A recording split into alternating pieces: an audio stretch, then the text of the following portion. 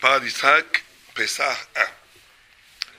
Donc, on commence, vous savez, un mois avant. Ça marche, 1, 2, 3, tu vois que ça... Il faut juste... Ça tourne. Donc, Pessah, la notion de Pessah,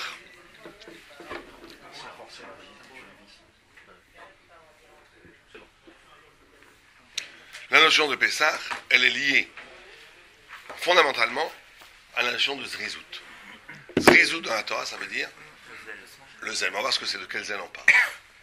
Et vous savez que chaque mois a une lettre qui correspond à l'essence du mois. Et la lettre du mois de Nissan, c'est laquelle, après vous? C'est lié à la parole. Et que chaque mouvement, chaque souffle, c'est lié à la parole. Pessah veut dire étymologiquement que la bouche parle. C'est-à-dire que c'est-à-dire la bouche, sar, ça veut dire parler. C'est-à-dire qu'on est dans un processus de libération qui passe par le verbe. C'est la parole qui libère.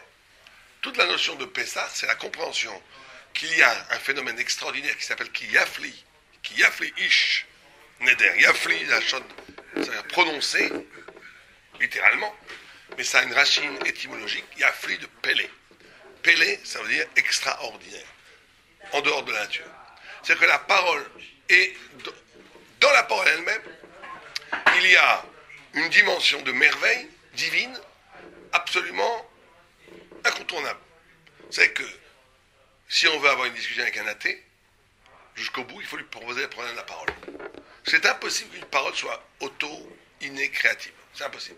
Parce que la parole, c'est toujours plus que la nature. C'est toujours une projection symbolique. Or, cette possibilité de la projection symbolique, elle ne peut pas venir de la matière. C'est impossible. Donc, il faut une préscience. C'est dans la nature, dans la parole est déjà dessiné le rapport à Dieu. Complètement. Dans la parole. Et la parole, tout le travail de Nissan, c'est d'avoir un rapport avec la parole qui te libère de la matière. Or, la parole, en essence, elle te libère de la matière. En essence. On va essayer d'expliquer ça autour, mais c'est la chose la plus importante que je vois. D'emblée, la chose la plus importante à Pessah, c'est de comprendre que l'exercice, c'est qu'on n'est même pas conscient de ce que ça veut dire parler. Le grand problème des êtres spirituels, c'est quoi? Comment de Pessah, on passe à la parole. Alors, parce que Pessah, la parole parle. Le Seder de Pessah, il faut le dire. La lettre du mois de Pessah, c'est le He, qui est la parole. Le sens, vous savez qu'il y a 12 sens dans la Torah. Purim, c'est quel membre du corps? Quelqu'un sait? C'est le nez. Et c'est quel sens de l'homme? C'est le rire. Pessah, c'est la parole et c'est la bouche. Elul, par exemple, c'est l'acte et c'est le Yud. Chaque mois, vous regardez dans les Sefer Yetzira, c'est magnifique, c'est vertigineux. Chaque mois correspond à un membre du corps et chaque mois correspond à une possibilité. Tishri, j'ai oublié, il faut que je regarde dans les Sefer Yetzira, j'ai oublié ce que c'est Tishri. Sefer Yetzira, c'est le livre peut-être le plus ancien du judaïsme, à part la Bible. On dit qu'il a été écrit, même peut-être plus ancien que la Bible, puisqu'il y en a qui a été écrit par Adam Arishon. Il y en a qui disent Adam Arishon, il y en a qui disent Avraham Avinu, il y en a qui disent Rabbi Akiva. C'est seulement Rabbi Akiva qui l'a rédigé, mais les traditions sont avant. Et dans le Sefer Yetzira, c'est le livre de la création, on te donne tous les secrets de la création. Comment les lettres se coordonnent, comment Dieu a créé le monde avec la parole. Et là-bas, chaque mois, on te donne là-bas, chaque mois avec sa lettre et son sens. Donc tu as les 12 mois. Donc regarde là-bas, Tishri, je me souviens plus ce que c'est Tishri. Tishri. Bon, on peut regarder, je crois, c'est regarder, c'est vrai. Tellement depuis donner la parole à Tishri. Tishri, ça doit être le cœur, j'imagine. La tchouva, ça doit être. Faut regarder. D'accord. Mais il faut se comprendre que ce concept-là, c'est le concept fondateur de Pessah, que ça prend du temps à le comprendre, mais qu'on a un manque de conscience de ce qu'on vit. Et que le plus grand problème, c'est ça, on sommeille, on ne se rend pas compte que la capacité de parler, chaque homme qui parle, même quand il dit passe-moi le sel, il exprime à ce moment-là un moment de liberté extraordinaire. La capacité de désigner le réel te détache déjà du réel. Fait déjà que tu n'es pas complètement asservi. La capacité de le nommer, de jongler avec des concepts, de dire des choses, de parler du monde fait que déjà tu t'extrais du monde, tu n'es pas une part du monde. Tu lui en parles, donc tu es en hors de lui, donc tu es libre. Mais ça on en parlera si Dieu veut pas. Là il parle de la Midat Azrizut. Oh, il dit Midat Azrizut, Nidvat I Bekol Oved Hashem, Bekol Yane Avodato. La notion de zèle est inscrite dans chaque homme qui est au service de Dieu. Chaque homme qui est au service de Dieu doit avoir du zèle. On va expliquer ce que c'est. Mikom Akom, Matzinu Shayachut Pratit Lemidad Azrizut Im Avodat Rak Pesach. Mais à Pessah, c'est vrai qu'il faut être zariz, il faut être zélé pour n'importe quelle mitzvah. Mais à Pessah, il y a une recommandation, une injonction particulière d'être zélé. C'est la fête du zèle. Pourquoi? Où est-ce qu'il y a écrit? Veshamartem et amatzot. Qu'est-ce qu'il y a écrit? Veshamartem et amatzot. Vous garderez les matzot. Mikan she'en machmitzim et a mitzvot. On a fait un jeu de mots. De là, on a le fait que la Torah elle nous dit soyez zélés dans la préparation des matzot. Si on attend plus d'un certain temps, ça va enfler. Je ne sais pas si vous avez été vous avez été voir dans les fours à matzot. C'est incroyable le stress qu'il y a. Parce que entre le moment où on met l'eau sur la farine ou le moment où la matzah doit sortir impeccablement, il va y avoir moins de 18 minutes et en Israël, ils font moins de 3 ou 4 minutes pour être sûr que ce soit caché. Donc imaginez, on met l'eau, quelqu'un fait comme ça, la troisième, tac, tac, tac, schlouk, on met dans le four, très chaud. Tout doit être très rapide pour que ça n'enfle pas. C'est pour ça qu'il faut acheter des matzot très kshérot, parce qu'il suffit qu'on ait attendu un peu trop pour que ça soit plus du matzah mais du chametz. Dès que la farine commence à prendre une teinte un peu marron, ou dès qu'il y a dans la farine, dans l'essence, des craquelures, comme des pâtes de sauterelle, comme ça, comme elle dit, c'est déjà du chametz. Pas besoin que ça offre pour que ça soit du chametz. Parce que vous expliquiez hier, chametz avant Pessah, ça peut pas sortir une de chametz, ça ne reprend pas une de chametz pendant Pessah? Non, ça c'est annulé, c'est pas tel, c'est dans 60 fois. Si vous avez un grain de chametz qui est tombé mais dans la matzah, non, la matzah, elle est devant toi. C'est devenu chametz. C'est du chametz dans la matzah, c'est pas toute la matzah, il y aura un grain de chametz qui aurait pu éventuellement être... Non, mais il n'est pas annulé. Le chametz, il n'y a pas un grain de chametz dans la matzah qui est annulé par la matzah. Si c'est ce cas, peut-être, c'est ou tout oya, ou la matzah est chametz, ou elle est pas matzah, ou elle est tser, ou elle est entre les deux. Donc on a fait un jeu de mots. Mais Shamarta est à matzot, ça veut dire, de là on apprend qu'il ne faut pas laisser passer une mitzvah. Quand une mitzvah arrive, il faut l'attraper. Bitot dit tout comme d'arrive, nous l'avons dit, Machidush Gadol. Bechanukat shel midat azrizut. כי חיסרון הזריזות בעבודת השם בקיום המצווה אין פירושו שיש כאן עדר הפעולה של הזריזות אלא שיש כאן קלקול חיוב ההפסד את שלמות צורתה של המעשה המצווה. Incroyable. Il dit de là on apprend que quelqu'un qui fait les mitzvot sans zrizout, sans zèle, il faut définir ce que c'est ce zèle. C'est pas juste qu'il lui manque du zèle. Il a détruit l'essence de la mitzvah. Parce qu'une mitzvah, pour être une mitzvah, doit se faire dans l'esprit de zèle. On va voir ce que c'est le zèle. Mais une mitzvah qui se fait sans zèle est détruite partiellement par le fait qu'il lui manque du zèle. C'est pas que tu as fait la mitzvah, mais il te manque la qualité du zèle. C'est que le zèle est constitutif de la mitzvah elle-même. Et si tu ne fais pas la mitzvah avec le zèle, tu perds un pan entier de la mitzvah. D'accord? Alors c'est quoi? Charé. Comme la matzah, de la même façon, une matzah qui est devenue chametz, c'est devenue chametz. Ça tue la... Alors, il faut comprendre. Oh, alors il dit comme ça. Les filles à tfissa, comme les gens ils comprennent qu'est-ce que c'est le zèle. Il y a une chez le Midas Rizou. Il met route à noix. Comment vous comprenez le zèle, vous? C'est quoi le zèle? On s'empresse de faire.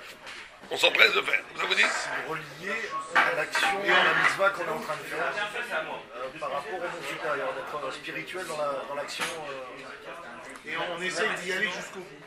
L'investissement dans l'action. Moi, je mettrais plus de l'application à faire quelque chose. Parce que si c'est la vitesse, on dirait rapidité et pas zèle. Ouais. Très bien, vous C'est dites. plus empressement que zèle. Très bien. Alors, lui dit que les gens comprennent de façon habituelle, de façon fausse, que Zrizout, c'est Meirut, mais moi, je Korot Hanefesh. Ça veut dire une rapidité dans les mouvements énergétiques de l'âme. au corps et du corps. Que le ratson, que la volonté fait que il y a une sorte de pression qui fait qu'on fait les choses rapidement. Il dit, c'est pas ça le zèle. C'est pas ça. En shum evdel, me'uto shel midat zrizut kan, shiba b'inyane avoda, ben keshiba b'inyane haolam. Il dit, regarde beratson, de makom sharatson nimshach sham betochen u midat zrizut sham darka. ועל אחת כמה וכמה שאין שום הבדל מעיקר מהותו של מידת זריזות כשהוא בא המוטלת על הבן נוח. Donc il dit, אבל לא קר יוצא, si c'était comme ça, il n'y aurait pas de différence entre une zrizout de mitzvah et une zrizout de chol. Si la zrizout c'est se presser, c'est de mobiliser ses énergies, de canaliser sa volonté vers un but, application, tout ce que vous dites, ça voudrait dire que la zrizout pourrait exister aussi dans le boulot. Dans le boulot aussi, il faut se concentrer, il faut être diligent, il faut être efficace. Pourquoi pas? Bien sûr, mais on sait que c'est pas ça. La zrizout est quelque chose qui est constitutif de la mitzvah. Donc elle ne peut pas être comparée à quelque chose qui est chol. Deuxièmement, il dit, si la zrizout c'était ce qu'on vient de dire maintenant, c'est valable chez le goy autant que chez le juif. Un goy aussi est capable de se mobiliser. Or, la zrizout est quelque chose qui n'appartient qu'aux juifs. Donc, par rapport à ces deux questions, on voit que la zrizout, ça n'est pas ce qu'on croit. Parce que si c'était ce qu'on croyait, il n'y aurait pas de différence entre zrizout pour le travail et pour la Torah, ou zrizout d'un juif, ou zrizout d'un goy. Ce serait pareil. Or, on sait qu'il y a une différence. Et là, alors c'est quoi? Parce que vous savez qu'on dit que les animaux, on peut apprendre des animaux dans la nature plein de choses. On peut apprendre la tsniout de qui? Du chat. On peut travailler de l'anémala, qu'elle travaille bien. Elle n'est pas paresseuse. La fourmi. Mais on n'amène jamais la zrizout. On n'amène jamais la zrizout. Bon, alors c'est quoi la zrizout? C'est quoi la zrizout? Alors il dit d'abord, Mesibana amouvakim shel hanefesh iki ena mitmalot hanefesh lo temale. Il dit, un des signes de l'âme, c'est que l'âme n'est jamais satisfaite. Elle n'est jamais remplie. Il donne un exemple que si un rustre se marie avec une princesse, si le paysan amène à la princesse tous les jours des lapins qu'il a chassés, des pommes de terre pleines de terre qu'il a pris, pour lui c'est des cadeaux pour le paysan. C'est ce qu'il y a il donne ce qu'il y a de meilleur. La princesse elle voit ça, elle est dégoûtée. Quand le corps amène à l'âme toutes sortes de jouissances, élates, hôtel 5 étoiles, ski Courchevel, yacht dans les mers du Caraïbe, le corps c'est ce qu'il y a de meilleur. L'âme elle est dégoûtée. Qu'est-ce que c'est que ces bêtises? Donnez-moi autre chose, j'ai besoin de me remplir d'autre chose, de lumière, pas de olamazé. Un des signes de l'âme, si un homme est spirituel, c'est quand il n'est pas comblé par une nourriture matérielle, il a besoin d'autre chose. Il sent un vide quand il est que dans la matière. C'est un des signes qu'un homme est spirituel. Quand tout va bien pour lui matériellement, il a plein de pognon en banque, il est sur un yacht avec 5 hôtesses qui lui font des massages, il a une mer bleue, il a le gros cigare, il a les meilleurs whisky, les meilleurs grands crus, il a de la musique super sympa, il fait beau, il dit moi j'ai besoin de rien. J'ai eu ma part. J'ai entendu une fois un acteur qui s'appelle Roger Hanin, ça a déjà eu, ça m'a fait froid dans le dos. Il dit moi j'ai eu ma part. Le mec satisfait des millions d'euros qu'il a dans son compte et la petite célébrité qu'il a fait, c'est horrible. C'est quelqu'un qui est réduit à la matière. J'ai eu ma part, mais son âme pleurait à ce moment-là. Il n'a pas eu sa part, il va avoir des milliards d'années de guéhinnom s'il ne fait pas de chouva. Il n'a rien eu de part du tout. C'est Ahmad. Il a réellement eu sa part, mais il a eu ici. Oui, mais c'est affreux. Tu te rends compte ce que ça veut dire? C'est-à-dire que le signe de l'âme, c'est qu'elle est insatisfaite de la matière. Alors c'est pour ça qu'en vérité, quelqu'un ne peut expérimenter son vrai degré de spiritualité que quand il est riche et comblé. Parce que le pauvre et celui qui a des galères, il ne peut jamais vraiment savoir. Pourquoi? Parce qu'il peut dire, le monde que je ressens dans la vie, si quelqu'un n'est pas satisfait, c'est peut-être parce que la vie ne le satisfait pas. Mais quelqu'un qui a tout et qui n'est pas satisfait, c'est bon signe. Quelqu'un qui n'a rien et qui n'est pas satisfait, Ça ne veut pas dire grand-chose, parce que peut-être qu'il n'est pas satisfait, parce que le corps n'est pas complet. Parce que le corps n'est pas complet. C'est quand on a tout que l'épreuve commence. Si tu es satisfait de ça, tu n'as rien compris. Là, mais tu dis, je veux autre chose, j'ai besoin d'autre chose. Dans les grandes chouas, c'est comme ça. Béni Lévi, à la Shalom, il a fait chouas comme ça. Il avait tout, célébrité et tout. À un moment donné, il a dit, ça ne peut pas être ça la vie. Ça ne peut pas être ça la vie. Il a été chercher autre chose. Parce que la grandeur de son âme était en inadéquation avec la petitesse de l'existence. Donc il cherchait autre chose. Et alors, c'est quoi la suite? Il a perdu son matériel? Pas vraiment, mais il ne vivait pas le matériel, il s'en fichait. Il a immigré à Jérusalem, il a fait un centre d'études. Il a cherché. Il s'est pas appauvri. Hein? Il s'est pas appauvri. Non, pas du tout, non. Non, mais c'était lui, Béni Lévi à la Vachalom, que c'était un ami. Il s'en fout. Alors l'argent, lui, c'était vraiment il utilisait bon vie, mais ce n'était pas du tout un homme d'argent. C'était un homme de savoir, un homme de recherche. Donc, il dit, oh, et donc un des signes fondamentaux de l'âme, c'est qu'elle n'est pas satisfaite par l'existence matérielle. Elle a besoin d'autre chose. Maintenant, écoutez bien, c'est très important ça. Dit le Gaon de Vilna, quelle est la première chose qui a été créée au monde? La première chose matérielle qui a été créée, je ne parle pas des anges. Première Bereshit, c'est quoi?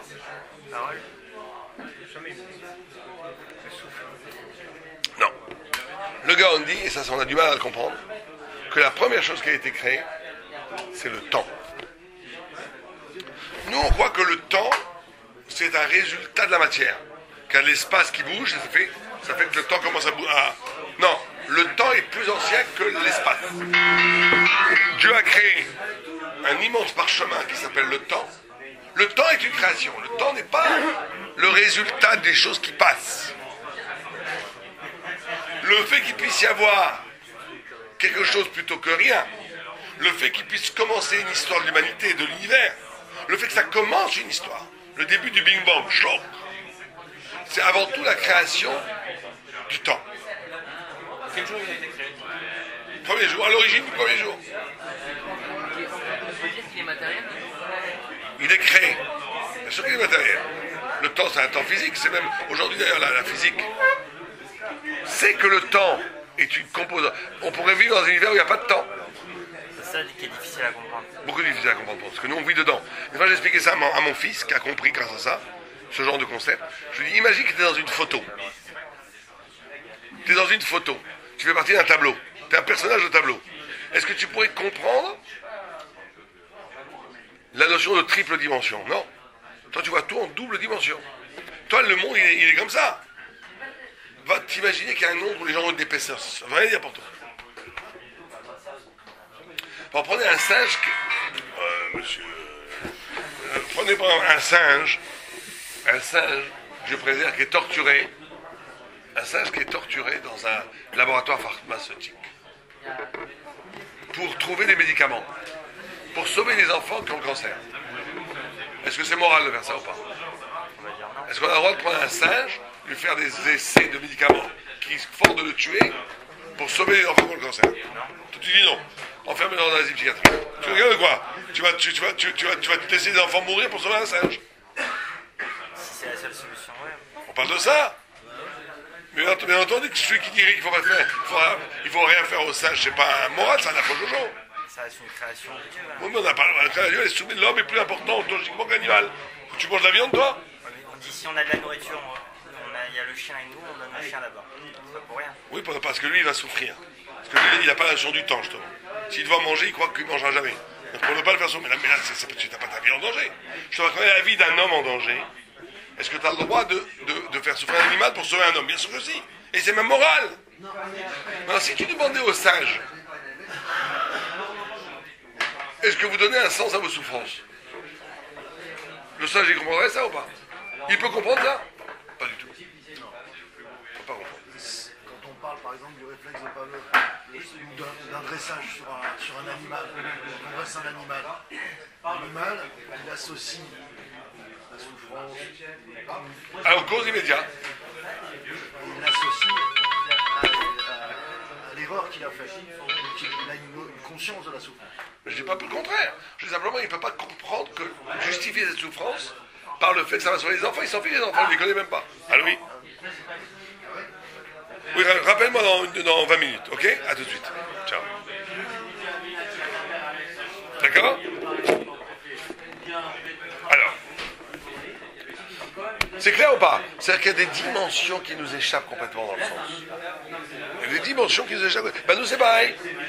Il nous arrive des fois des choses, on ne peut pas comprendre. On ne peut pas comprendre. Parce que c'est des dimensions autres, de 2, 3, 4e dimension qu'on n'a pas avec nous. Mais il faut savoir que tout a un sens.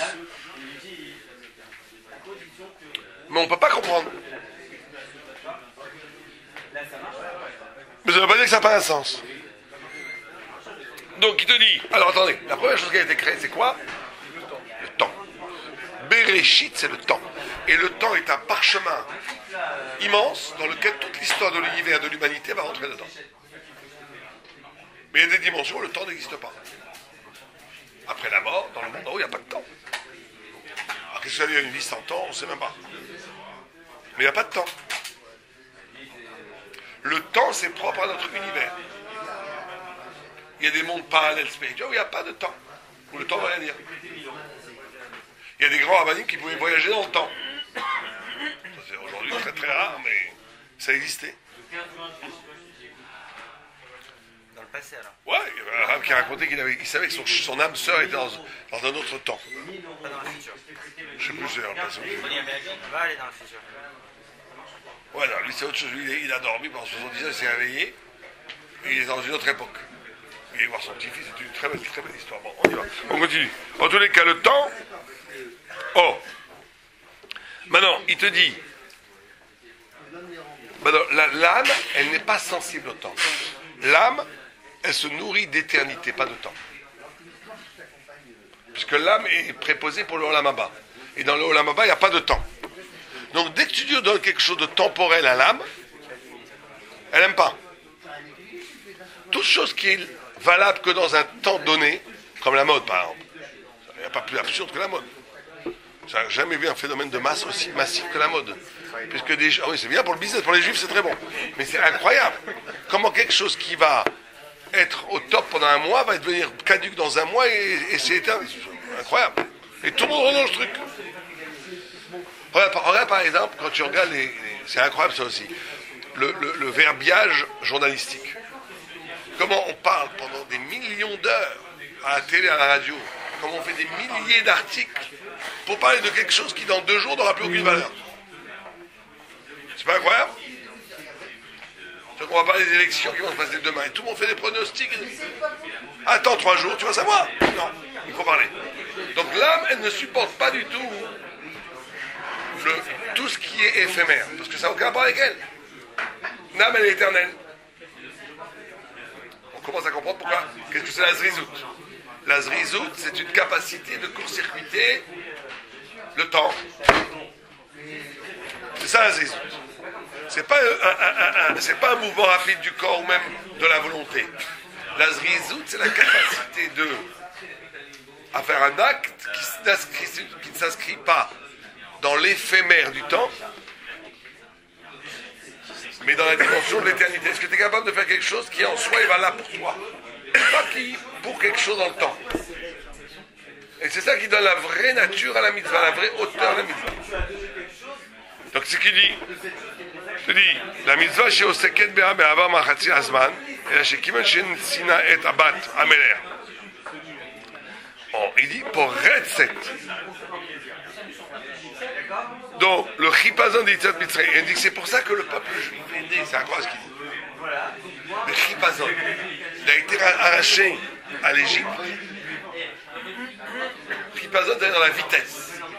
Pourquoi? Parce qu'il s'agissait d'inaugurer la naissance du peuple juif comme un peuple qui se ralliait à l'éternité et non plus au temporel.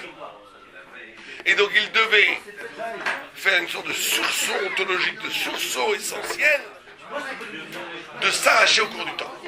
En d'autres termes, pour dire les choses simplement, il y a une façon de vivre les choses qui rentrent dans un rythme mondain du monde.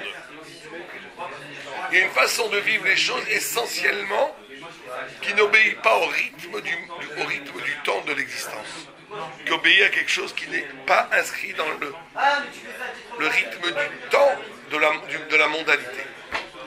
Et faire une mitzvah, c'est ça. Et c'est très dur.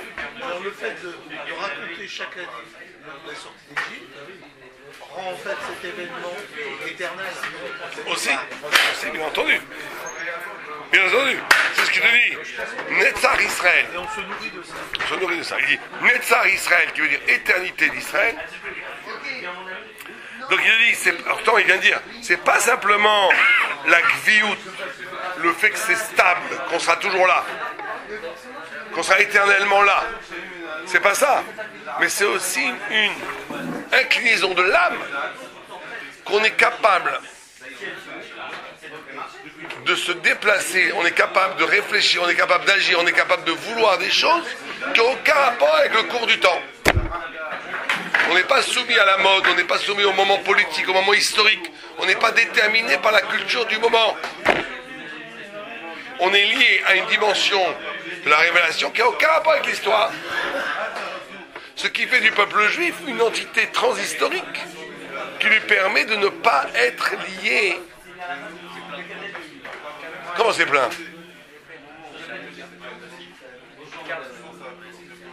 C'est plein de films déjà? Pas de sens ça. Bon, d'accord. On a fini là. Vous comprenez ou pas? Donc c'est ça l'idée. L'idée, c'est bon, c'est pas grave. Bon. L'idée importante, cette idée fondamentale qui est que être juif, c'est cette capacité d'engager sa vie dans des projets qui aux yeux du monde, c'est la folie. Qui aux yeux du monde n'a pas de sens. Tu vas voir, il y a des Talmidei qui pèsent 12 heures par jour à étudier les lois du temple.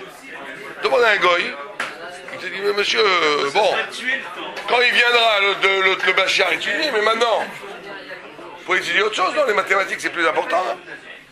La physique, ça aide plus, non?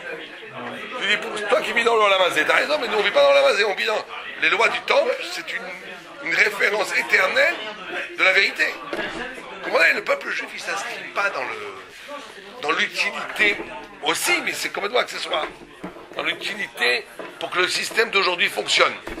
Il s'inscrit dans une logique de l'éternité. Et c'est ça la mitzvah. L'investissement réel de la mitzvah, c'est ça. Comment je m'investis dans quelque chose qui est éternel. Qui n'est pas utile pour maintenant. Toutes les mitzvot sont inscrites dans le temps. Shachrit, Mitra, Arbit, Shabbat. Ouais, t'as raison, c'est une bonne question. C'est paradoxal. D'abord, il y a des mitzvot qui ne sont pas liées à Zman, il y a des gens qui sont liés au Zman. Mais on ne dit pas, bien sûr qu'elles s'inscrivent dans le temps, parce que le temps lui-même, dans le temps lui-même, c'est ça le grand secret en fait, ce que vous dites. C'est que l'éternité se révèle dans le temporaire. Shacharit, c'est toujours le même Shacharit. C'est une dimension de l'être, qui est Chesed, qui est des 10 philotes Chesed. Mincha, c'est toujours le même Mincha. C'est une dimension de l'être qui s'appelle Gvoa. Arvit, c'est toujours le même Arvit. C'est une dimension de l'être qui s'appelle Tiferet. C'est ça que font tous les kabbalistes, c'est de transformer des moments en catégories éternelles de l'être. Mais c'est comme si tu avais, imagine que tu as un truc qui tourne comme ça, qui passe derrière un paysage éternel. Le temps te révèle le matin, Chesed. Après ça passe, il te révèle Gvura. Après Tiferet, après tu mets les tefilines, il te révèle ce que c'est Keter. Mais ce qui a l'air de passer ne passe pas. Ça révèle quelque chose derrière qui est stable et éternel. Simplement, toi, tu as accès à cette révélation dans un temps qui circule. Donc, quand c'est le temps du matin, tac, tu saisis l'éternité du Chesed. Après, ça passe l'après-midi, tu saisis l'éternité de Gvoa. Ça passe, tu saisis l'éternité de Tiferet. Tu comprends? On fait la Hamida. Ouais. Le temps, il s'arrête. Ouais, complètement. T'es devant Dieu, on est ailleurs. Et c'est ça la Zrizout. La Zrizout, c'est la capacité de faire un acte qui dépasse le temporaire, l'éphémère, la temporalité, pour inscrire son existence dans l'éternité. Et on verra plus tard dans les autres textes que la matzah symbolise cette essentialité. Le fait qu'il n'y a rien, il n'y a pas de processus qui gonfle. C'est à l'origine, c'est la ligne pure de l'éternité, la matzah. La ligne pure, la ligne infinie du sens. Quand on mange la matzah, c'est cette façon de s'engager dans l'essentiel. Du pain et de l'eau, c'est tout. Non, de la farine et de l'eau. Sans autre goût, sans l'essentiel. Et que cet rapport à l'essentiel, c'est lui qui va te faire prendre conscience peu à peu du fugitif, de l'illusion, si tu préfères, du temps. Le temps génère des illusions. Alors, le temps génère des illusions, mais le temps révèle peu à peu aussi des aspects de l'être fondamental.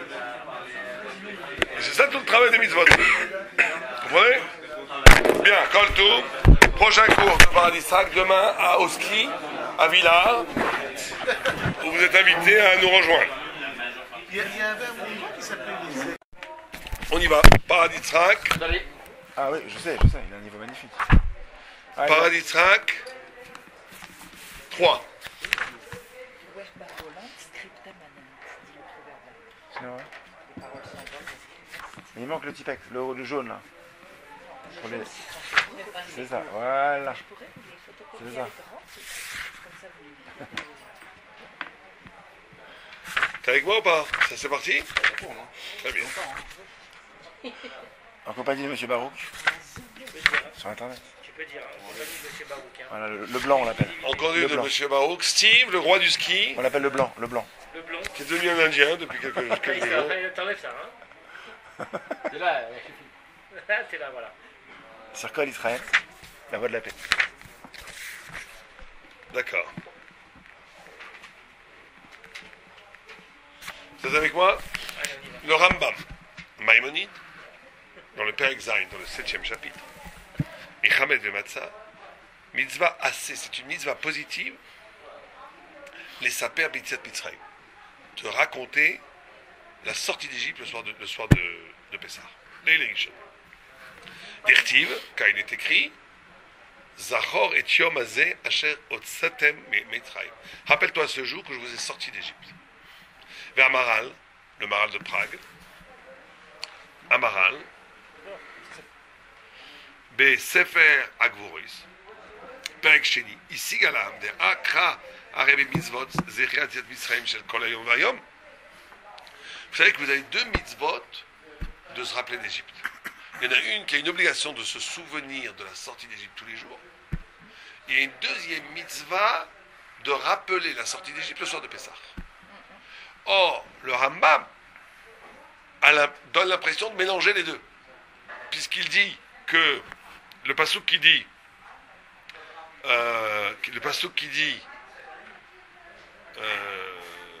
est-ce qu'il est ce passouk? Ouais. Zechor et Hayom Azeh Asher Otzita Mitzrayim. Rappelle-toi ce jour que je t'ai sorti d'Égypte. C'est un passouk qui s'adresse à nous tous les jours. C'est pas quelque chose de spécial à Pessah.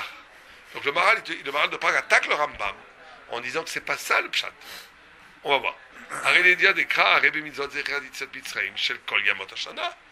Il y a écrit tous les jours de ta vie. C'est-à-dire qu'il y a une mitzvah de se rappeler de la sortie d'Égypte tous les jours de sa vie. Parce que sortir d'Égypte, c'est quoi sortir d'Égypte? C'est quoi la notion de sortir d'Égypte? C'est quoi l'Égypte? Libérer de l'esclavage. Quel esclavage? De quoi parle-t-on? C'est trop général. La délivrance, voilà. C'est quoi Mitzrayim? L'Égypte. Mitzrayim, ça veut dire Metzariam. Metzariam, c'est la prison de la mer. Metzar, c'est la prison. Yam, c'est la mer. Prison de la mer. Or, la mer, c'est quel gamatria? 50. Yud, c'est 10. Même, c'est 40, c'est 50. 50, c'est toujours à le chiffre de l'absolu, de l'infini. 7, c'est le chiffre de la nature. 7 fois 7, c'est la nature à son maximum. C'est 49. C'est pour ça que chaque fois que vous avez 5 ans dans la Torah, vous avez un événement métaphysique du dépassement de la nature absolue. 50 jours après la sortie d'Égypte, on reçoit la Torah. Après 49 ans, il y a le jubilé, c'est le 50e année, où tout le monde est libéré. Il y a 49 portes d'intelligence, 50e, c'est Dieu elle-même. Donc la mer, cette notion de no limite, il n'y a pas de limite, d'infini. L'Égypte, c'est ce qui met en prison l'infini. Et c'est ça de lequel on sort de cette prison-là. Ça veut dire quoi mettre en prison l'infini? D'après vous, ça veut dire quoi mettre en prison l'infini? On n'a pas de liberté. Empêcher le spirituel. Empêcher la On reconnaissance. n'a pas de liberté, c'est pas lié à l'infini en prison. C'est lié à nous qu'on est en prison. C'est empêcher la reconnaissance de l'infini. Pourquoi? Il n'y a pas écrit destructeur de l'infini. Il y a écrit c'est l'infini reconnu, mais il est mis en prison. Oui, donc on empêche la reconnaissance. La On reconnaissance. empêche la personne de se rendre compte de Dans un certain temps. Et l'enseignement. On est enfermé dans le... Et Non, l'enseignement. c'est l'infini qui est enfermé, pas la personne. C'est Metzariam. Non, donc l'enseignement. C'est l'infini qui est en prison. L'enseignement. Soyez précis. La personne d'y accéder. Pourquoi? En prison, je peux Si, gagner en quelqu'un. prison, on peut pas y accéder. Mais qui vous a dit que vous n'êtes pas vous aussi en prison? Au contraire, les gens se connaissent en prison. Ils restent 3 ans ensemble dans la même cellule, croyez-moi qu'ils vont se connaître. Donc ça veut dire quoi mettre l'infini en prison? La connaissance, non? Ça veut dire, il faut écouter bien, parce que c'est ça le principe même de Pessah. Mettre l'infini en prison, ça veut dire être capable de créer une spiritualité. En Égypte, il y avait énormément de spiritualité. Avant qu'ils viennent les.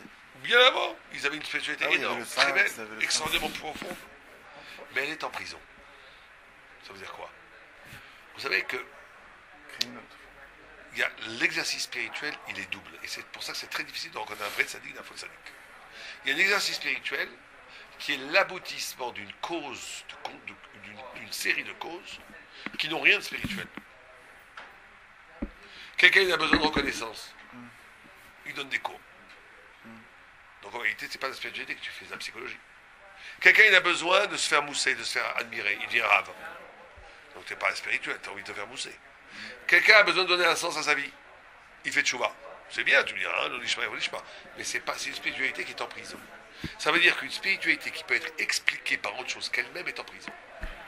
Mais En au Égypte, début, elle est comme ça, après. toujours, après- pas forcément. Mais l'olishma, t'as raison. Mais il faut savoir que l'olishma, c'est une spiritualité en prison. La notion de prison, c'est la notion de causalité.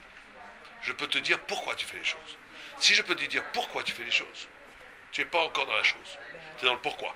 Tu le fais pour quelqu'un, quoi, en fait.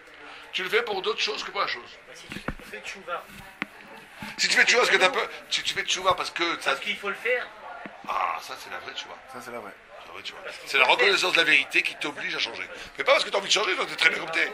Moi j'ai connu des gens qui ont fait tchouva, ils étaient très bien comme ils étaient, ils avaient tout.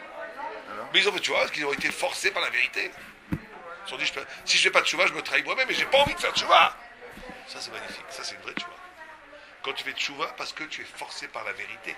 Ce qui t'intéresse, c'est la vérité. Ça ne t'intéresse même pas. Tu es forcé. Alors, à nous-mêmes, dans notre existence, il faut toujours se poser la question du pourquoi je fais les choses. Est-ce que je fais les choses pour combler un manque? Est-ce que je fais les choses pour une raison autre que la chose que je fais?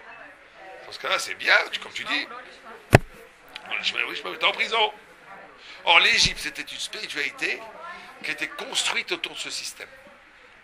Chaque spiritualité était au service de la matière. C'est pour ça qu'on dit Chamor.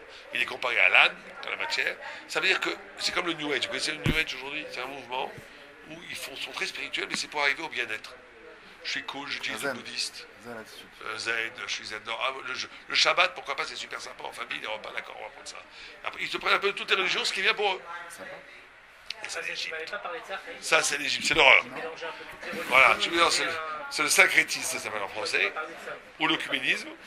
Si, Et c'est une horreur. des rebelles Parce que ça veut dire que tu ramènes Voilà, toute c'est ça. la spiritualité, la religion, à ton petit bien-être. Mais on s'en fiche complètement de ton bien-être, il faut mieux que tu sois un brigand. Un mix de ça.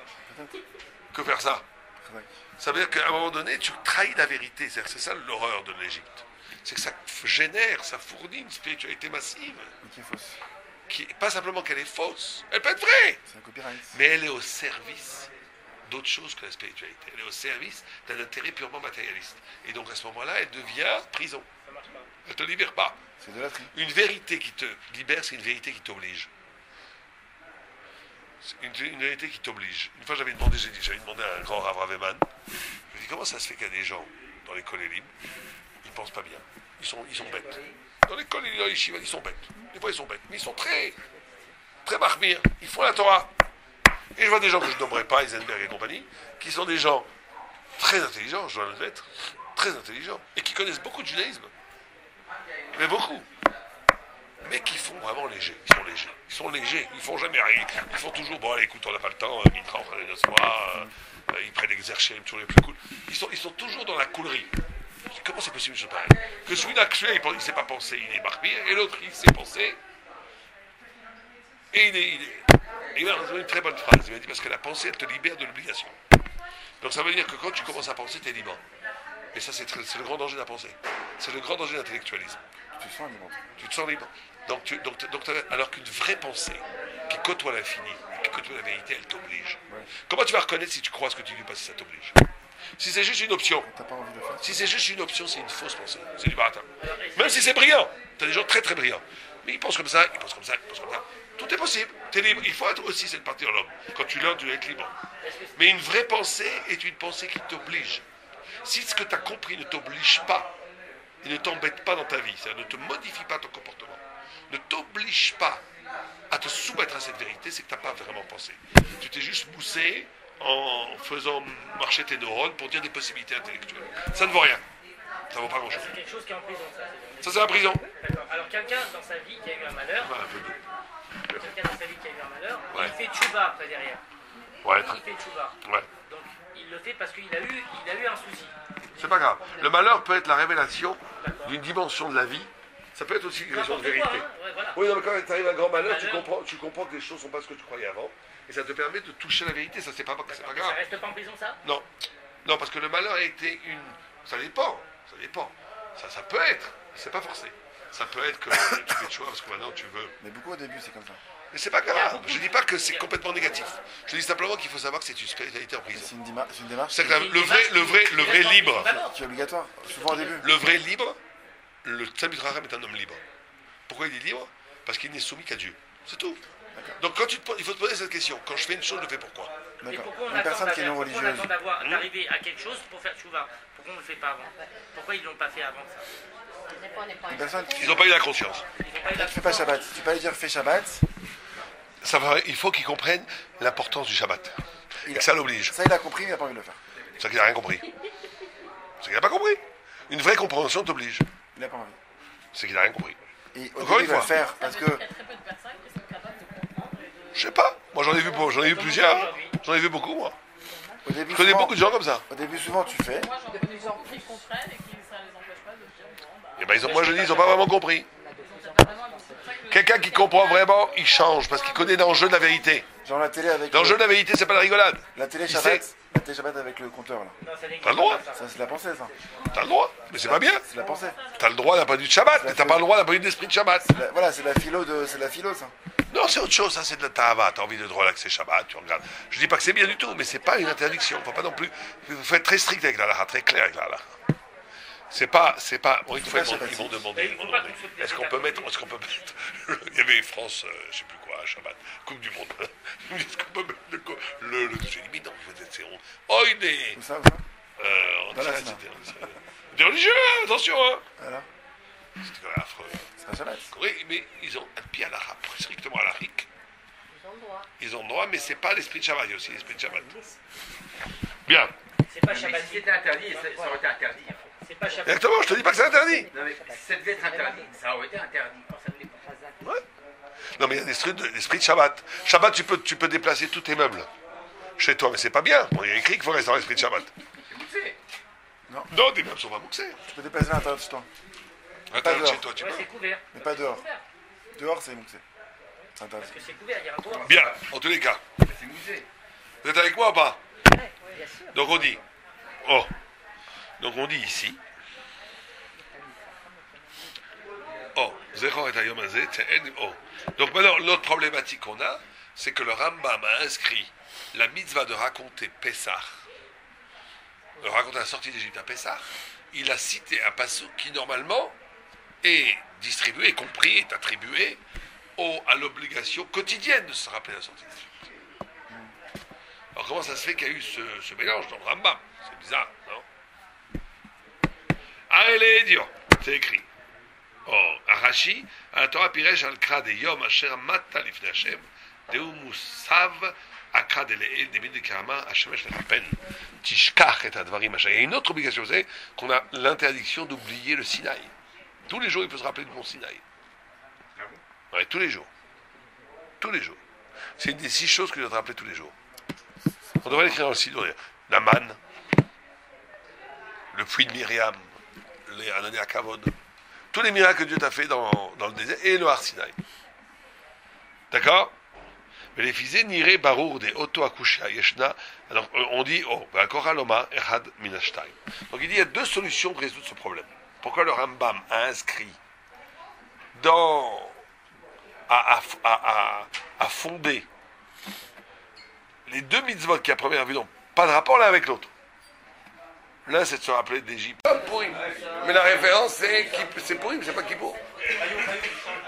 À quel point c'est fort Pourim. C'est le jour le plus important demain, ce soir. Le jour le plus important de l'année, pour nous, c'est Pourim. Le plus haut d'année. C'est un jour incroyablement haut. Je sais pas que ça va bien se passer ici, qu'il n'y a pas avoir de folie. Ils vont me l'accuser, je vais en parler de Torah tout le temps. On est là pour faire la fête.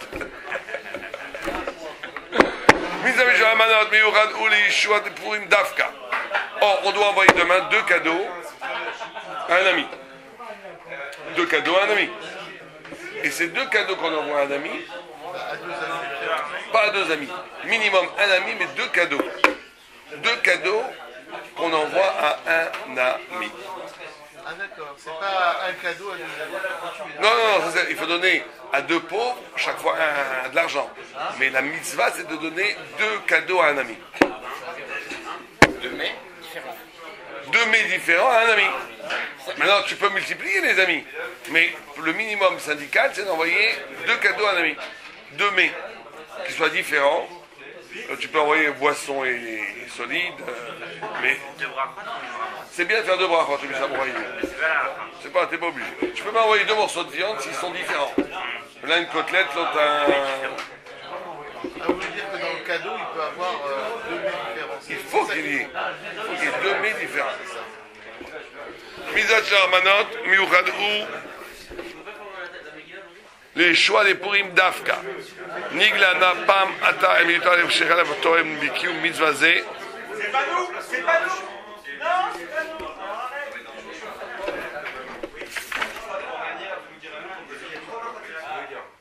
Allô? Oui, mais je t'ai pas rappelé. Non. Mais par contre, là aujourd'hui, il y a moi qui Ça sont les commentaires qui ont été faits partie. Le paradis de Tzrak. C'est Rav Houdner. C'est Rav Houdner.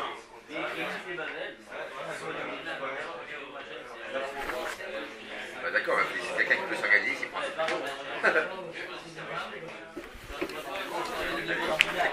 Donc il y a écrit, on fait juste ça, on s'avance 5 minutes. Mais Pourim, quand la pochette Yado de Timlo, à Pourim, on a une halakha que tout celui qui tend la main, on lui donne. On ne regarde pas qui c'est qui donne. On ne dit pas est-ce que c'est vraiment un pauvre, c'est pas vraiment un pauvre. On donne à tout le monde. À Pourim, dès qu'on tend la main, on donne. Dès que quelqu'un tend la main, tu donnes. Tu réfléchis pas. De là, on apprend toute l'année, on ne va pas donner. Il faut faire attention quand on donne. Il faut pas savoir que c'est pas des escrocs, c'est pas des. Mais à Pourim, on donne à tout celui qui tend la main.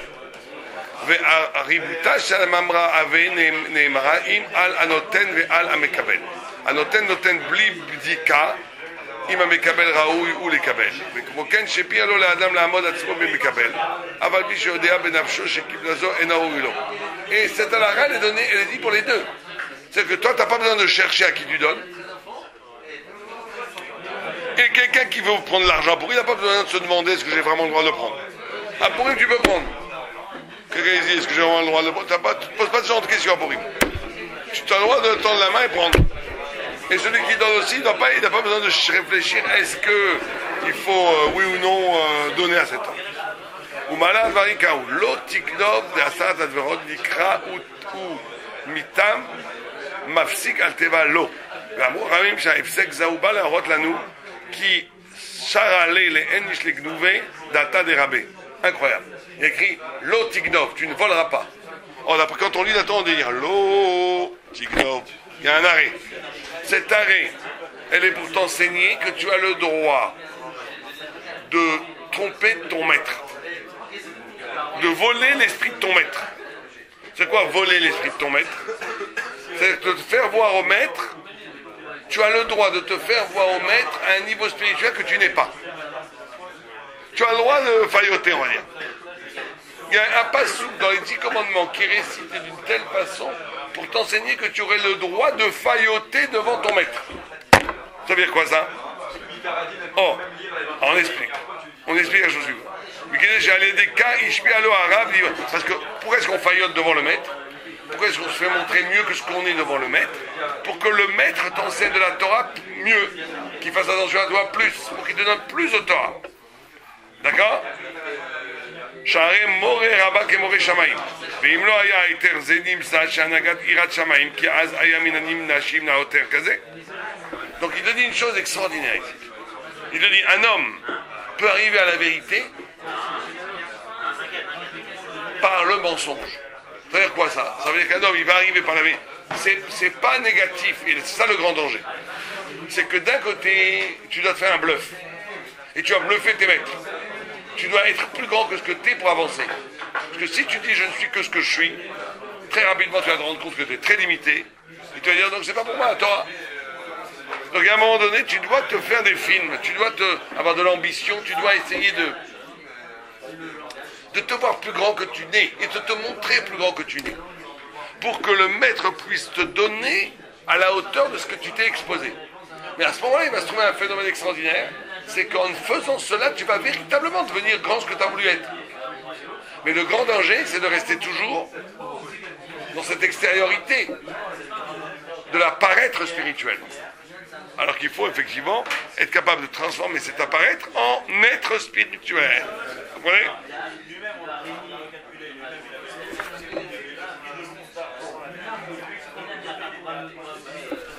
Bien, on va arrêter là, c'est ce qu'on voulait dire aujourd'hui. Très bien, bonne journée. Oui. Les 2 mai, c'est quoi? On a les 2 mai, pourquoi 2 mai? Quoi 2 mai? Pourquoi c'est 2 mai? Pourquoi il fait une explication? Ouais, il faut une explication. D'abord, toute la raison pour laquelle on envoie des il y en a qui disent parce que c'est une boisson, boire un repas, c'est boisson. Solide liquide. Mais quand la halakha n'est pas comme ça qu'on peut envoyer aussi quelque chose qui est deux solides, c'est la notion du ribouille, la notion du peu. Tu montres que tu veux lui donner beaucoup. Quand je donne un cadeau, c'est bien. Quand je donne 2 cadeaux, regarde avec ta femme, si tu donnes un cadeau, elle dit attends, non, je t'apporte un deuxième cadeau. Alors elle te saute, elle en veut plus.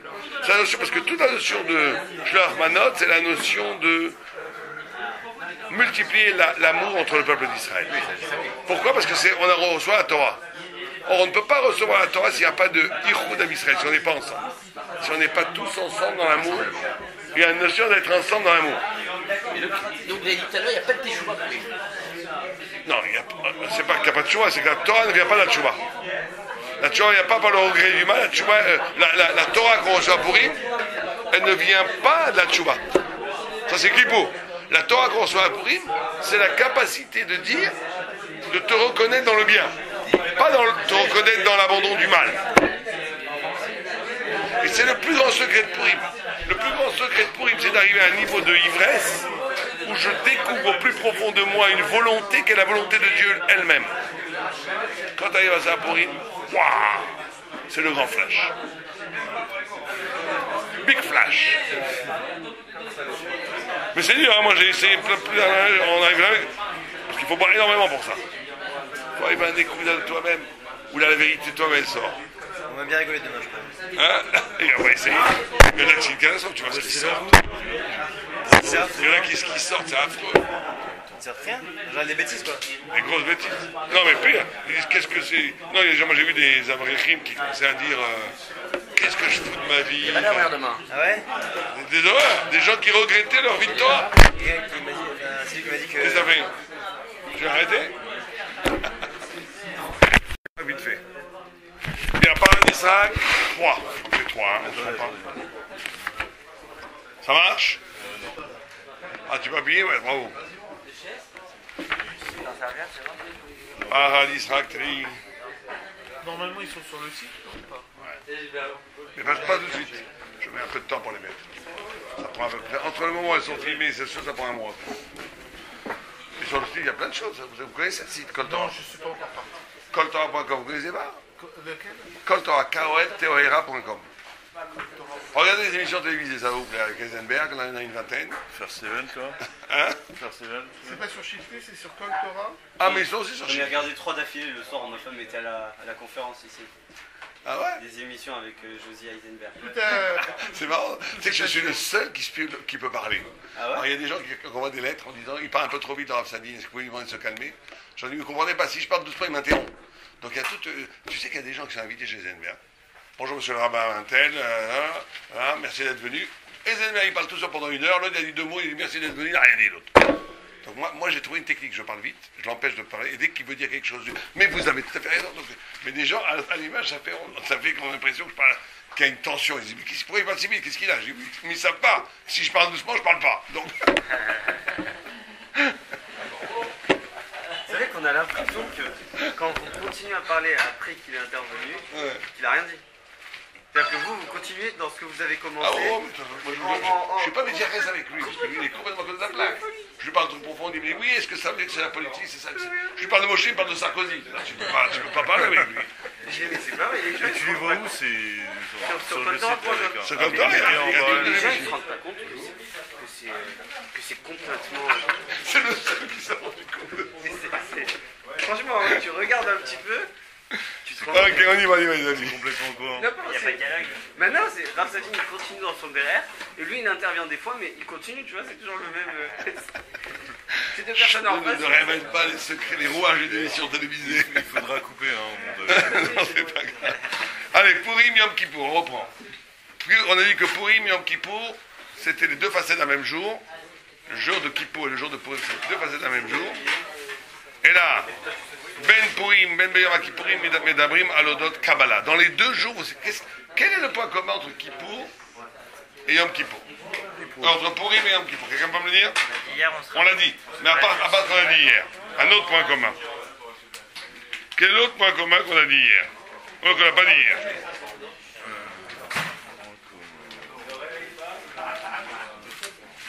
Les 2, c'est un jour de Kabbalah Torah. Puisqu'on a reçu les 2e Luchot, on a reçu les 2e tables de la loi à Yom Kippour, et à Purim, on a Kimru et Kiblu, on a reçu la Torah avec joie. C'est-à-dire qu'il y a véritablement on voit qu'il y a une akbala totale entre Purim et Kippour. Les 2, les 2, on a reçu la Torah, les 2, on est dans l'intimité de Dieu. Tout est. C'est akbala. Et dans les 2, on a reçu la Torah, puisque à Kippour, on a reçu les 2e tables de la loi. Et Purim, c'est un matin de Torah. Purim, c'est un matin de Torah, puisque c'est Kimur et Kiblu. Ils ont reçu la Torah avec joie le jour de Purim. Donc, il le dit comme ça. Or, shel davar ze nignaz u be'uda Kippurim u yom bitul amoda rabba leoraïs. Oh, non, excuse-moi. Avant, il dit, et là, shebe yom Kippour medabrim al kabbalat. בצירוף חרטה. ואילו בפורים מדברים רק על הודעת קבלה ואין זכר שם לחרטה. En d'autres termes, à Yom Kippour, c'est une Torah qui vient à partir de la Tchouva. La Tchouva produit la Torah. À Purim, il n'y a pas écrit Tchouva. À Purim, il n'y a pas écrit. C'est un pur reçu de Torah, sans Tchouva forcément. Alors, il explique ce que ça veut dire. Or, Shel Davar Ze, Nignaz ou בעובדה כיפורים הוא יום ביטול המודעה רבה מורייתא ומשמעותה של מודעה היא שאדם המוסר מודעה טוען כי מעשה שהוא עושה לא נעשה על ידי אני שלו עצמי אלא מתוך גורמים חיצוניים שהוכיחו אותו לכך. Vous savez qu'on dit que c'est מודעה רבה מאורייתא, le fait qu'on a reçu la Torah de force. Quand on a reçu la Torah, Dieu a pris à montagne, il dit ou bien vous acceptez la Torah ou bien je vous tue tous. La Gemara dit, mais ça donne un prétexte énorme aux Juifs. Les Juifs peuvent dire, mais moi j'ai jamais accepté, j'ai jamais rien voulu, vous m'avez forcé. Ça donne un prétexte qui dit, un gars qui va arriver au ciel avec un bon avocat, il dit, écoutez monsieur, écoutez le Bendin, moi j'ai jamais voulu tout ça. Donc effectivement j'ai pas fait Shabbat, effectivement j'ai couru la donzelle, et tout ça, moi on m'a jamais dit que, moi j'ai jamais accepté, vous m'avez forcé. Donc, et dans votre Torah il est écrit que quand on force quelqu'un, ça vaut rien. Donc vous pouvez pas me punir. Il dit oui, mais à Purim, on a accepté la Torah avec joie. Donc ce qui se passe à Purim, c'est qu'on a enlevé, on a annulé cette tahana, on a annulé cette, comment on peut dire cette tahana, cet argument qu'on aurait pu dire pour nous disculper lors du jugement. Parce qu'on a accepté la Torah avec joie. On l'a accepté, on a compris que c'était pour nous. D'accord? Or, alors il dit comme ça. C'est d'où? Et reste, c'est une chose incroyable. Il dit que Veyom Purim, Shanu Danim Oto le Yom Bitul Amodar. L'essence de Purim, c'est le fait qu'on a enlevé cet argument. On pourrait croire que c'est pas bien alors. Ça nous a enlevé une protection. Ça nous a enlevé une protection parce qu'on aurait pu se défendre comme ça. En tous les cas pour les fauteurs. On pourrait croire que c'est très bien. En enlevant cet argument, tu fais corps, tu prends conscience que tu fais corps avec la Torah. Et Purim, c'est la conscience que tu fais corps avec la Torah. Mais celui qui ne se sent pas concerné, il n'a pas besoin de Purim. Hein? Celui qui ne se sent pas concerné. Celui qui n'est pas de mauvaise foi. C'est quoi, par exemple?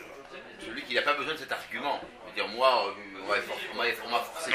J'ai accepté cette Torah. Non, mais pourquoi est-ce qu'il ne se sent pas concerné? Pourquoi est-ce qu'aujourd'hui il n'est pas de mauvaise foi? Parce qu'il a déjà accepté. Oui, mais il n'a pas besoin de Purim. Non, mais il y a tout le temps cette notion de faire corps avec la Torah.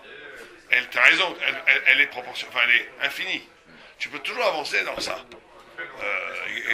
Vous savez qu'on reconnaît ça, une des façons de voir un tzaddik, c'est ça. Est-ce qu'il fait corps? À quel niveau il fait corps avec la Torah? Par exemple, je te donne un exemple très simple. L'otirtza, tu ne tueras pas. Ça fait partie de la Torah, non? On fait tous pratiquement corps avec ça. On est tzaddik de l'otirtza, on va dire. Personne ne va venir ici tuer son copain.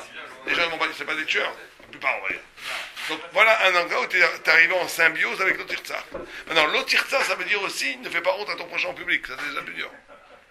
Est-ce que ça nous fait tellement mal? Est-ce qu'on préférait mourir plutôt que faire honte à quelqu'un en public? C'est déjà moins fort. L'otirtza, c'est respecter la vie des autres, respecter la vie des animaux aussi, la vie. Il y a toutes sortes de finesses. Où là, on ne fait plus tellement corps avec la Torah. On le fait parce qu'il faut faire. Donc c'est pareil avec le dignov. Il y a des choses à première vue qui... Tu vois? C'est-à-dire que quand quelqu'un il te dit, moi je fais toute la Torah sauf ça, parce que j'ai la Yetzera, tout ça. Il peut dire ce qu'il veut, mais le problème c'est quoi? C'est qu'en disant ça, il ne se rend pas compte qu'il est en train... Quand quelqu'un se coupe un bras, il y a une identité de lui-même qui est exposée dans cette halakha-là, qui est brisée par le fait qu'il fait une considération avec son Yetzera, mais il est rattrapable. Tu peux dire, moi j'accepte, je fais tout, sauf je coupe une oreille de ma femme. T'as coupé une oreille, la Torah c'est un tout. C'est un tout. Donc il dit, Uveyom Apurim Shanu Danim Oto, le Yom Bitul Amodar Rabba, alors est-ce qu'on vient de dire? Rabba Nazer Shayar le Am Anekuda Shalavayut Beatzmeutu, Venimsa de Kibbutz de Purim Achriz Ki Ani ou Aish. C'est exactement ce qu'on a dit. Purim, c'est le jour où tu proclames et tu vis que ta plus profonde volonté, et la Torah c'est un. À Purim, si tu arrives à ce niveau-là, tu as tout gagné. Il faut être là dans une boire, manger, fermer les yeux, chanter, et avant de dire je ne veux qu'une chose, être un tzaddik. Si tu fais ça, c'est que tu découvres au plus profond de toi-même ta volonté la plus intime, c'est faire la Torah. Or, chacun a une volonté comme ça. Elle est masquée par des Yetzera. À Purim, il faut démasquer les Yetzera pour trouver cette intimité en toi qui veut faire la Torah. En buvant. Si tu fais ça, tu as gagné. Mais c'est ça qu'il faut faire. C'est-à-dire que tu as une volonté en toi d'étudier la Torah jour et nuit. Tu as une volonté en toi d'être un tzaddik gamour, mais qui est camouflée par l'appétit de l'argent, l'appétit des femmes, l'appétit du kavod, tout ce que tu veux. C'est camouflé. Si tu peux casser ce masque et arriver à ta volonté de faire la Torah, tu as gagné. C'est ça Purim. Purim, c'est ce moment pour toi. Et c'est très dur. Et c'est pour ça qu'il faut boire. Il faut annuler toutes les autres. Tu dis tout ça, c'est des bêtises. Et tu commences à dire, tu dis, il faut que tu arrives à un niveau où tu dis, tout compte fait, il n'y a que ça qui m'intéresse. Si tu peux faire ça, alors là, tu as gagné ta journée. Avant qu'on boive, avant Purim, si on pense qu'on a cette volonté d'être un tzaddik... C'est pas qu'on pense, on a cette volonté. On a cette volonté, mais c'est un peu hypocrite, au fond. Non, c'est que tu l'as pas vraiment, parce que si tu l'avais vraiment, tu tuerais jour et nuit. Si tu l'avais vraiment, tu ferais la zaka à tour de bras. Si tu l'avais vraiment, tu ferais que le bien. Alors, on l'a vraiment. Mais elle est couverte par toutes sortes de Yetzera. Or, Purim, c'est le bitou de ce Yetzera-là pour laisser libre cours à l'expression d'une volonté qui s'appelle Nefesh, qui est liée au Nefesh de l'âme. Tu comprends le problème ou pas? Pour le mot de Balachot Shuba, côté Baramam, Shikar, Rata ou Achaza Ani et Neni Oto Aish. Donc, il dit, regardez, là, encore une fois, la Akbala entre Purim et Kippour. À Kippour, donc, à Purim, qu'est-ce que tu dois dire? Il y a une affirmation. Je suis cet homme qui veut le bien. À Yom Kippour, c'est quoi? Quelle affirmation tu fais? Collé à Dieu. Non. Réfléchissez en termes de Hakbala, de parallélisme. À Yom Kippour, qu'est-ce que tu fais à Yom Kippour? Si je ne suis pas cet homme qui fait le mal. À Kippour, si je ne suis pas cet homme qui fait le mal. Les avérotes que j'ai fait, c'est pas vraiment moi. Tout le travail de Kippour, c'est de comprendre que les avérotes que tu as fait, c'est pas vraiment toi. À Kippour. À Kippour. À Pourim, c'est de dire je suis cet homme qui fait le bien. Tu comprends? Dans le deux, il y a une. On dit. Non, à Kippour, je suis celui qui fait le mal. Non, à Kippour, à Kippour, c'est quoi Kippour? Quand j'ai fait des bêtises, c'était pas vraiment moi-même. C'est ça ta tchouva. Ta tchouva, c'est de dire, c'est pas moi, je ne suis pas ces personnages, je me suis inventé qui fait des avérotes. C'est le Satan qui m'a mis un déguisement pour me dire tu es celui qui fait des avérotes. Mais je ne suis pas ça. À Kippour, c'est prendre la conscience que ton vrai toi-même, il n'est pas dans le mal. Donc tu dis, je ne suis pas cet homme qui a fait le mal. À Pourim, qu'est-ce que tu dis? Je suis cet homme. Je suis cet homme qui a fait le bien. Oh. Je suis cet homme qui trouve 1000 € pour les questions à Pourim. C'est ça.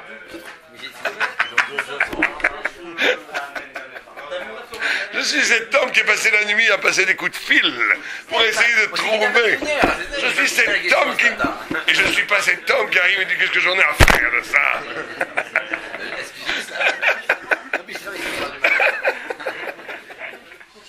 Ok, on y va.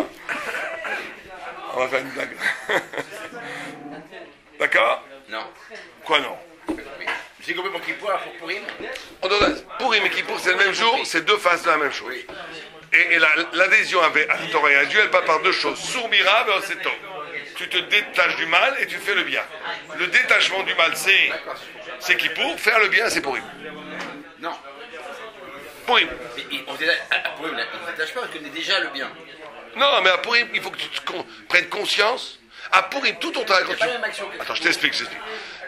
À Pourim, quand tu bois du vin, qu'est-ce que tu dois arriver? Tu dois essayer de révéler en toi le côté qui veut avancer dans la Torah. C'est ça ton travail de Pourim. Tu bois un coup, tu dis, tu dois révéler au cœur de toi-même la volonté intime qui rejoint la volonté de Dieu. C'est ça Pourim. Et on a au cœur de nous, chacun d'entre nous, a une volonté intime qui veut faire la volonté de Dieu et qui est obstruée par toutes sortes de ch'touillottes. Pourim, c'est le jour où tu dois dire, ça j'ai compris, c'est les conneries, le reste, c'est ça qui m'intéresse. Anéantir le mal. Voilà, non mais surtout, faire ressortir le bien. Oui, ça naturellement. Ouais, exactement. Mais à Yom Kippour, ce que tu dois comprendre conscience, c'est que toutes les bêtises que tu fais pendant l'année, c'est pas vraiment toi-même. Et à Pourim, tu dois prendre conscience que quand tu fais véritablement une mitzvah, c'est moi-même. C'est ça, c'est tout, c'est deux fois la même chose. Verstehst du nicht? D'accord. Or, qui est jamais que je n'ai assez bon à בשום אופן אני, שעצמותי אלא התנצצה אלא שדווקא ממעטה אותי. על כן אותו אדם של עבודת עצמות של יום הכיפורים עיקר הוא מתוך הנפש. Et c'est intéressant ce qu'il dit. Il dit c'est pour ça qu'à Kippour, le travail est spirituel. Parce que il faut jeter le mal. Donc il faut adhérer au bien par l'âme. Donc tu n'as pas le corps. Alors qu'à Pourim, écoute, c'est l'affirmation du bien. Là, donc c'est pour ça que tu bois et tu manges. Tu affirmes par des actes, tu rentres dans la vie. C'est pas le moment de rejeter le mal, c'est le moment d'affirmer la vie. C'est plus fort. C'est ce que dit le Gras, le Gaon de Vilna, il dit Kippourim et Pourim. Kippourim, c'est-à-dire que Kippour n'est que comme Pourim. Mais la référence, c'est Pourim, c'est pas Kippour. À quel point c'est fort, Pourim. C'est le jour le plus important demain, ce soir. Le jour le plus important de l'année, pour nous, c'est Pourim. Le plus haut de l'année. C'est un jour incroyablement haut. J'espère que ça va bien se passer ici, qu'il n'y a pas vraiment de folie. Ils vont me l'appuyer, je vais en parler de Torah tout le temps. On est là pour faire la fête.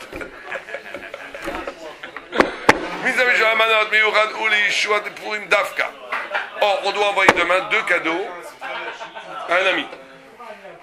2 cadeaux à un ami. Et ces 2 cadeaux qu'on envoie à un ami, pas à 2 amis, minimum un ami, mais 2 cadeaux. 2 cadeaux qu'on envoie à un ami.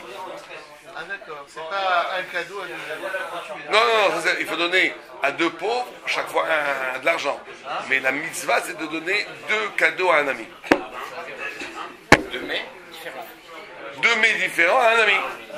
Maintenant, tu peux multiplier les amis, mais le minimum syndical, c'est d'envoyer 2 cadeaux à un ami. 2 mets qui soient différents.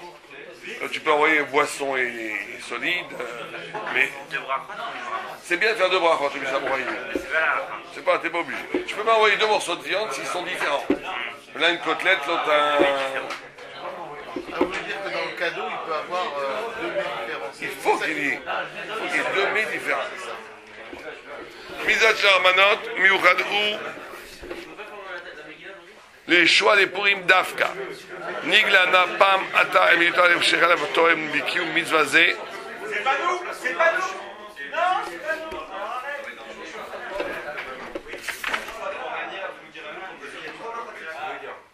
Allô? Oui, je t'ai pas rappelé. Non. Mais par contre, là aujourd'hui, il y a un point qui Quels sont les commentaires qui ont été faits partie? Le paradis de Tzrak. C'est Rav Houdner. C'est Rav Houdner.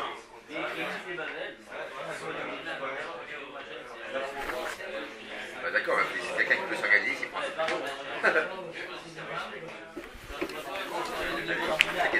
Donc on fait juste ça, on s'avance 5 minutes. Mais Purim, quand la pochette, il y a d'autres timlo. À Purim, on a une halakha que tout celui qui tend la main, on lui donne. On ne regarde pas qui c'est qui donne. On ne dit pas est-ce que c'est vraiment un pauvre, c'est pas vraiment un pauvre. On donne à tout le monde. À Purim, dès qu'on tend la main, on donne. Dès que quelqu'un tend la main, tu donnes. Tu réfléchis pas. De là, on apprend toute l'année, on ne va pas donner. Il faut faire attention quand on donne. Il faut savoir que c'est pas des escrocs, c'est pas des. Mais à Purim, on donne à tout celui qui tend la main. והריבותה של הממרה הווה נאמרה אם על הנותן ועל המקבל. הנותן נותן בלי בדיקה אם המקבל ראוי הוא לקבל. וכמו כן שפיה לו לאדם לעמוד עצמו במקבל, אבל מי שיודע בנפשו שקיבלה זו אינה ראוי לו. Et cette halakha, elle est dit pour les deux. C'est que toi, tu n'as pas besoin de chercher à qui tu donnes. Et quelqu'un qui veut prendre l'argent pour lui, il n'a pas besoin de se demander est-ce que j'ai vraiment le droit de le prendre. Ah, pour lui, tu peux prendre. Quelqu'un dit est-ce que j'ai vraiment le droit de le prendre? Tu ne poses pas ce genre de questions pour lui. Tu as le droit de tendre la main et prendre. Et celui qui donne aussi, il n'a pas besoin de réfléchir est-ce qu'il faut, oui ou non, donner à cet homme. ומעלה הדברים כאו, לא תגנוב לעשרת הדברות נקרא ומיתם מפסיק על טבע לא. ואמרו חכמים שההפסק זהו בא להראות לנו כי שר עלי לאין איש לגנובי דעתה דרבה. Incroyable. Il y a écrit lo tignov, tu ne voleras pas. Or, après, quand on lit là-dedans, on dit lo tignov. Il y a un arrêt. Cet arrêt, elle est pour t'enseigner que tu as le droit de tromper ton maître, de voler l'esprit de ton maître. C'est quoi voler l'esprit de ton maître? C'est de te faire voir au maître. Tu as le droit de te faire voir au maître à un niveau spirituel que tu n'es pas. Tu as le droit de failloter, on va dire. Il y a un passage dans les 10 commandements qui est récité d'une telle façon pour t'enseigner que tu aurais le droit de failloter devant ton maître. Ça veut dire quoi ça? Oh, on explique. On explique la chose suivante. Parce que pourquoi est-ce qu'on faillote devant le maître? Pourquoi est-ce qu'on se fait montrer mieux que ce qu'on est devant le maître? Pour que le maître t'enseigne de la Torah mieux, qu'il fasse attention à toi plus, pour qu'il te donne plus de Torah. D'accord? שהרי מורה רבה כמורה שמיים ואם לא היה היתר זה נמצא שהנהגת יראת שמיים כי אז היה מן הנמנשים נאותר כזה. Donc il te dit une chose extraordinaire ici. Il te dit un homme peut arriver à la vérité par le mensonge. Ça veut dire quoi ça? Ça veut dire qu'un homme il va arriver par la vérité. C'est pas négatif et c'est ça le grand danger. C'est que d'un côté tu dois te faire un bluff et tu vas bluffer tes maîtres. Tu dois être plus grand que ce que tu es pour avancer. Parce que si tu dis je ne suis que ce que je suis, très rapidement tu vas te rendre compte que tu es très limité. Et tu vas dire donc c'est pas pour moi, toi. Donc à un moment donné, tu dois te faire des films, tu dois avoir de l'ambition, tu dois essayer de te voir plus grand que tu n'es et de te montrer plus grand que tu n'es. Pour que le maître puisse te donner à la hauteur de ce que tu t'es exposé. Mais à ce moment-là, il va se trouver un phénomène extraordinaire. C'est qu'en faisant cela, tu vas véritablement devenir grand ce que tu as voulu être. Mais le grand danger, c'est de rester toujours dans cette extériorité de la paraître spirituelle. Alors qu'il faut effectivement être capable de transformer cet apparaître en être spirituel. Vous comprenez?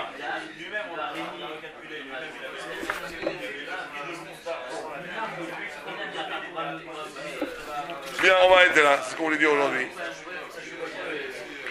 Très bien, bonne journée. Oui. Les 2 mai, c'est quoi?